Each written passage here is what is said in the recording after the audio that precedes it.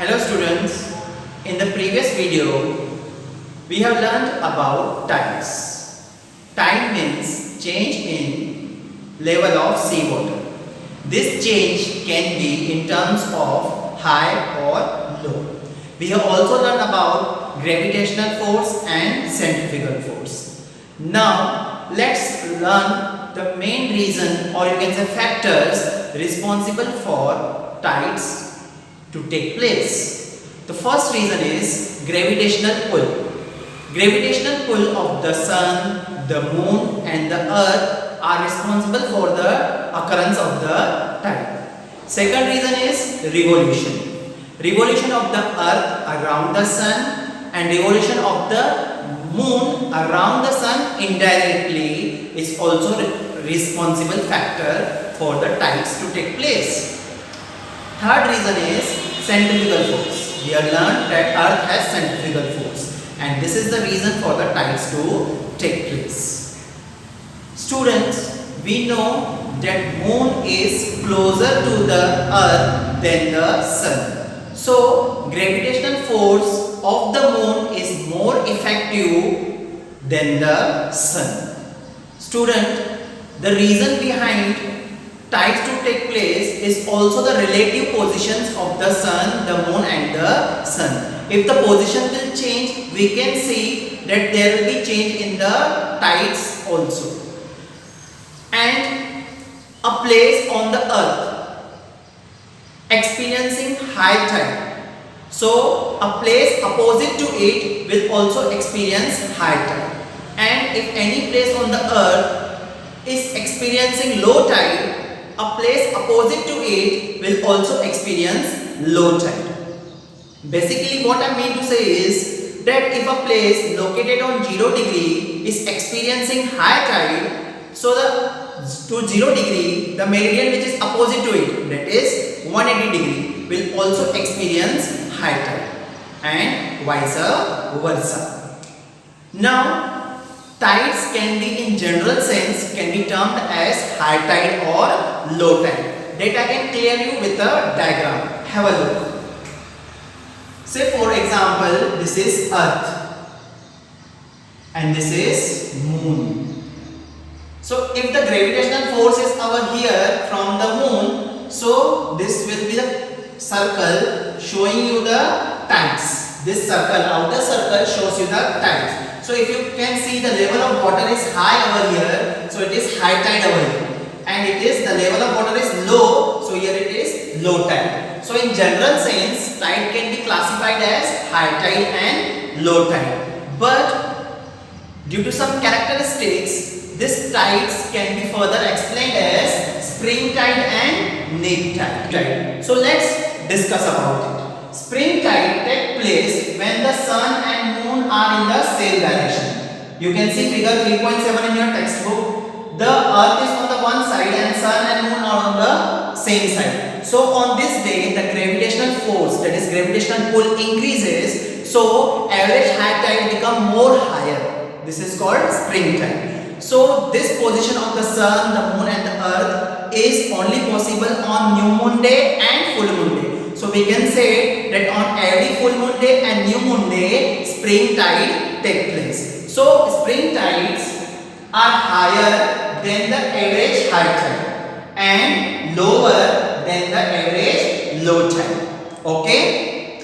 Talking about neap tide. So neap tide take place when the sun and moon form 90 degree, or you can say right angle with the earth. So you can see figure 3.8 in your textbook. So you know that moon revolves around the earth. So every first quarter or third quarter, moon makes 90 degree with sun and earth. So on this days, neap tide take place. So we can say that neap tide are little lower than the average high tide. Yes, little lower than the average high tide, and low tides are little higher than the average low tides. Are you getting this? So spring tides are little higher than the average high and little lower than the average low. while neap tide are little lower than the average high, and low tides are little higher than the average low tides. So students, here I hope so you have got it, the spring tide and neap tide very well. Okay.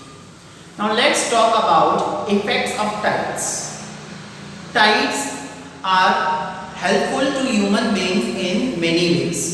During tides, it's one of the characteristics that water level rises high. So this characteristic of tides help human beings. For example, during high tides, the fishes come up to the coast. So this helps in fishing activity. Lots of waste material which is in the sea is thrown up to the coast during the high tide. Port is a place where the ships and cargoes are parked. So during high tides, water rises up to the port, which helps in navigating the ships up to the port. It also helps seawater to get stored in the salt pans. You know, salt pans where the salt is obtained. And these tides can be also helpful in generating electricity. That means the tidal force can be used in obtaining the electricity. Tides also helps in maintaining the biodiversity. Yes, mangroves is one of the forests which is located near the coast. So biodiversity is preserved in that mangrove forest due to tides. So tides are very helpful for the humankind. But whenever we go to the seashore or beaches, we should know the timing of the high tide especially. Because during high tide, if we visit seashore, it can be very dangerous to the life. So student, the question arises is that is the timing of high tide and low tide fixed? Does the high tide and low tide arrive at the fixed intervals? So the answer is no. The timing of this tides changes every day. So let's see the reason behind it. For example, assume this as the earth and this as the moon. So you know that because of this location of moon and earth, high tide will take place at this place. So if high tide will take place at this P place, so the place which is located opposite to it, let's name it F, will also experience high tide, right? Because opposite places experience high tide simultaneously. Say for example, after 12 hours, P, because of rotation of the earth, will reach at the F place and F will reach at the P place. So do you think when F will reach over here, will also experience the high tide? No, because meanwhile, moon also revolve around the earth. So the location of the moon will change. It will be over here. So that means when F will reach over here, at that time it will experience the high tide. So when F will be over here, P will be over here. So because of this phenomena, rotation of the earth and revolution of the moon around the earth, because of this phenomena, there is every day change in time of high tide and low tide. Now talking about waves. Waves means simple to and fro, that is backward and forward movement of the seawater as well as up and down movement of the seawater. So have a look on the structure of the waves. So you can see the raised up flow of the water is called crest, while depressed flow is called through. The distance between the two crest or the distance between the two through is called wavelength, and the vertical distance between the crest and the through is called its amplitude.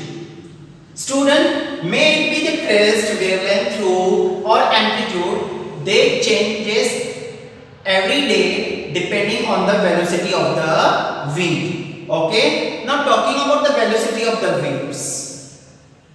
Now if you have visited a seashore, right, or if you have been to the beach, you must have visited that water coming to the coast and moving backward.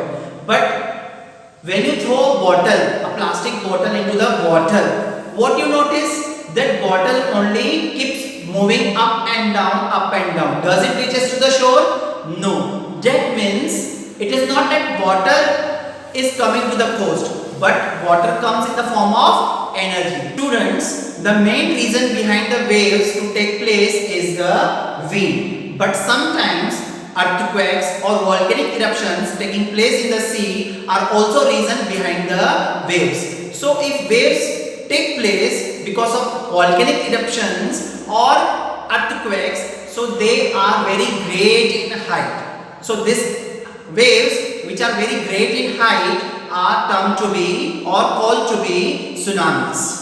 Tsunamis are very destructive to the lives as well as to the property. So when tsunamis hit the coast or take place, it is very advisable to reach to the height or leave the coast as soon as possible. Student, I hope so that you have understood this concept of tides and waves.